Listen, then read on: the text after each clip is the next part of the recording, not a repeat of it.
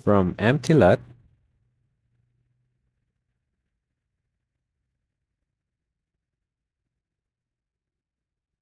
to our dream home. Ito yung buong journey namin sa pagpapagawa ng bahay. Hindi siya madali, pero sobrang worth it. Hi guys! Welcome back sa channel ko. Ako nga pala si Jay, and today, share ko sa inyo ang step-by-step construction ng bahay namin. So dito nagsimula ang lahat, empty lot lang siya. Then nag-start kami sa clearing at layout para ma-visualize yung magiging bahay. And of course, hindi mawawala yung groundbreaking. Yung moment na may hawak kaming mga pala. Simple lang siya, pero sobrang meaningful. Kasi dito talaga nagsimula yung dream namin. Next is foundation. So dito, nagkakaroon ng mga excavation, mga rebar works, bago magkaroon ng concrete pouring. Siyempre, bago yon nagpicture muna kami dahil sobrang saya namin. Kahit na lot pa lang siya and line lang, ay masaya na kami dyan. Dito naman, pakita lang namin na nagkaroon na kami ng signing with the architect. So much better kapag mag-build kayo ng dream home nyo, ay meron kayong architect. So maliban sa warranty, mas sigurado kayo sa kalidad ng bahay. From here, hahayaan ko muna kayong manood ng actual construction na pinrepare kong video para makita nyo mismo yung proseso, raw, walang masyadong edit para magkaroon kayo ng real POV sa pagpapagawa ng bahay.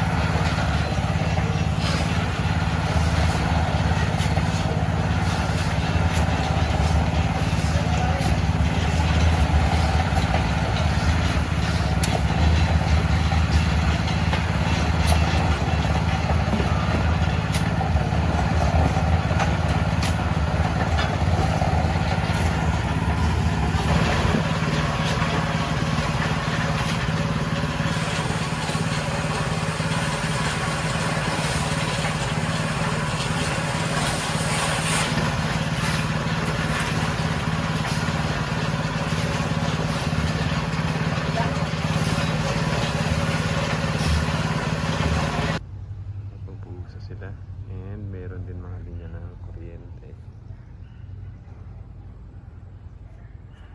So yung part na yun, yung underground na CR.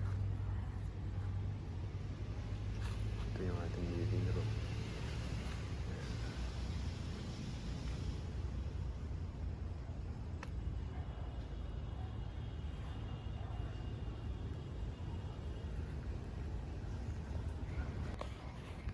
So guys, mga wall na ito, wall to sa garahe.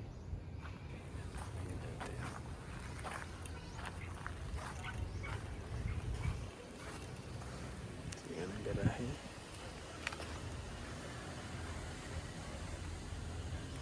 Ito yung main door.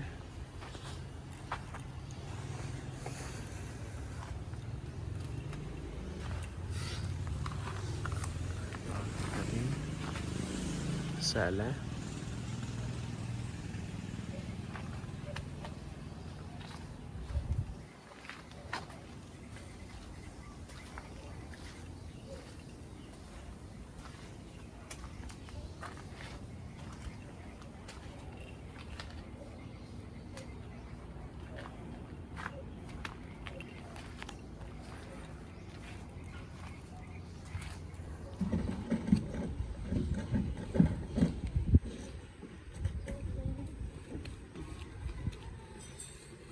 Maganda dyan, maganda.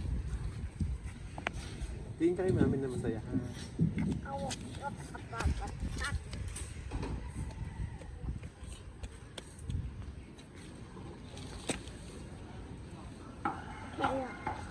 Oo, hanggang mamay madadapa ka po.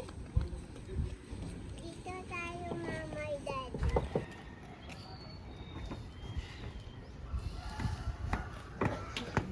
Bibigyo tayo.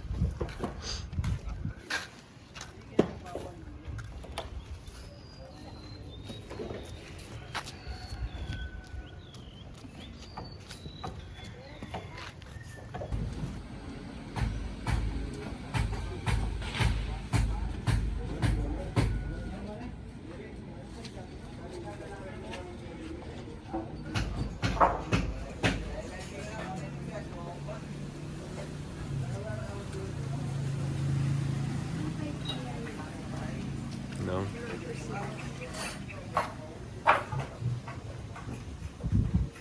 Ito yung ano, pinagdalan nila. Ang pusa pala to, no?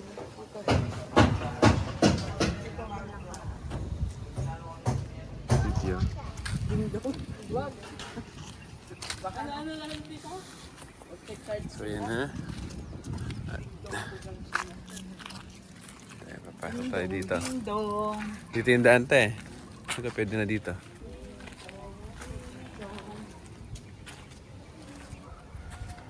Ito yung papasok. Ito yung parking. Ay, yuyuko lang tayo. Ang entrance. Pagtingin mo siya. Malaki din pala eh. Kaya nga Ito yung sala. ano, malaki siya, malaki rin. Pag naayos lang siya. Ito yung kwarto.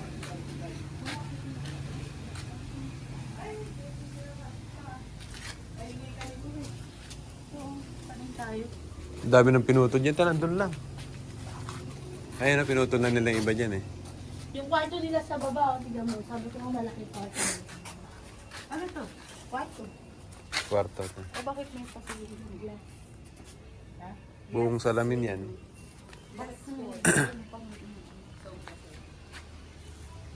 Sala.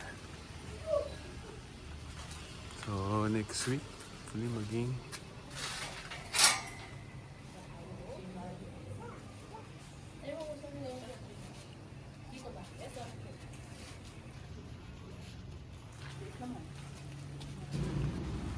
Ayan.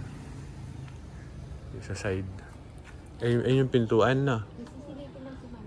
Ano kaya yung ano yun? Yung may mataas na yan? Hindi ko sure ano yun. Yan mo yung ano, ulo mo eh. And ito na, bago magbuhos. May-prepare na nila. Orange na malaki, na mataba. Okay sa CR.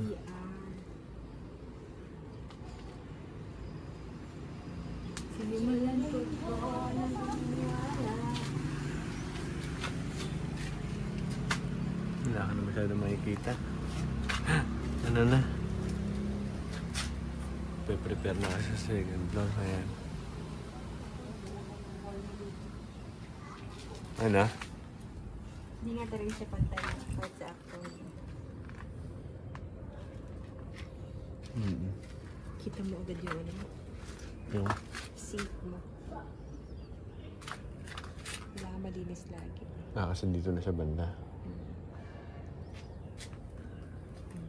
Yun lang. Kita natin. Oo, ano.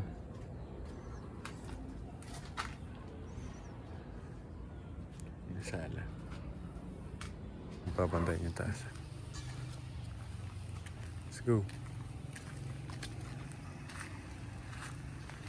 Ayan, pagpasok. Ito yung garahe.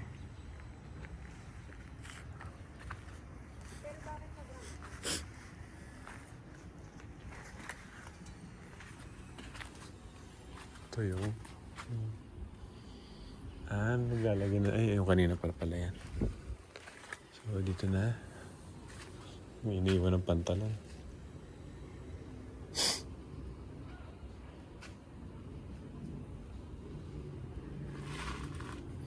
Mayroong sala. Pero parang mas magandang i-video pag wala na itong mga to. Bagay, para may comparison lang. Yan, para ma-compare lang. So ito kasi may mga... Ito na! Ay, ano na pala ito, mami? Ito na yung hagpal nung CR. Magsasabi sila ng pantalon. Siguro para hindi umulan. Mga ganun ba yan? O talagang... So na guys, may hagdanan na. May ano na. Yan.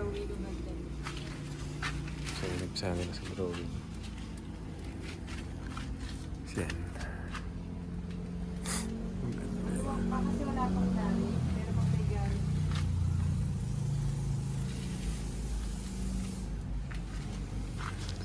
Dito tayo. Tingnan natin. Yung pinaka-CR niya. Ayan yung CR mo. Oh. Ito na yung pababa mo. So, mag-step ka dyan. Yan yung CR.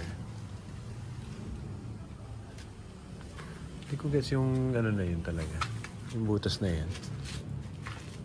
Hindi rin siya salamin eh. Baka naman yung point. Tago na yung ano mo. Ground floor.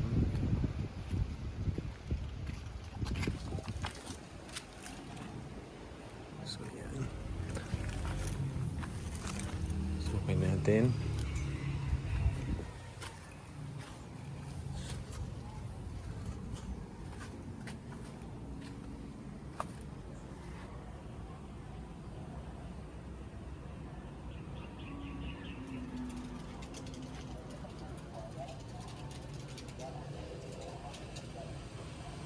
Parang tumaas na.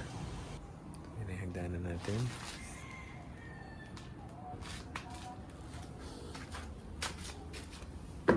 Kung umakit, Bakit? Eh, ikaw, oo. Natin tayong makakit ng mga ano eh. pwede na ba ito tapakan? Baka masira yung forma, no? Yan ang sala. Papunta ng stairs. Si mami. Ito, pag ano, Christmas, yan yung Christmas tree. Then dito, yan CR yan. Ito, dining, tsaka yung kitchen. Lakad tayong konti yan, CR natin dito. Wala pang laman.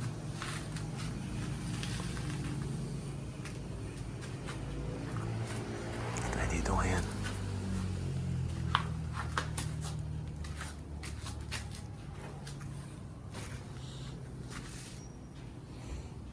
Marami lang yung kwarto. Yes, bedroom.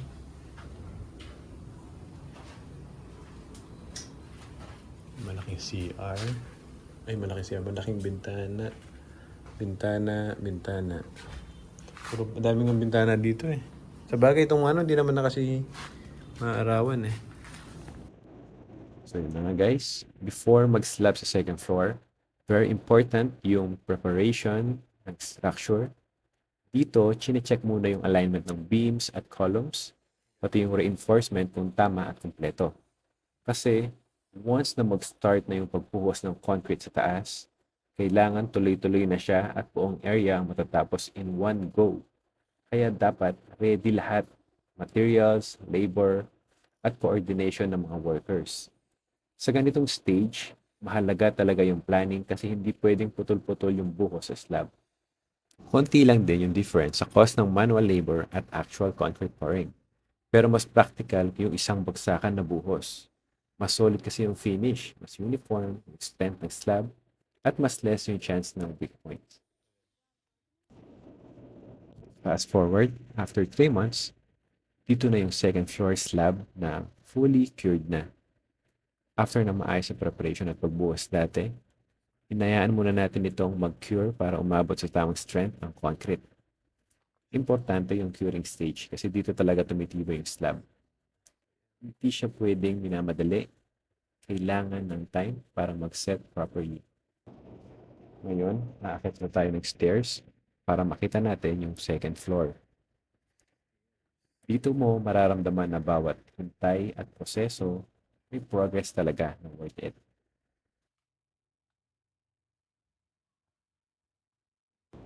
Ngayon, makikita na natin na solid na yung second floor platform.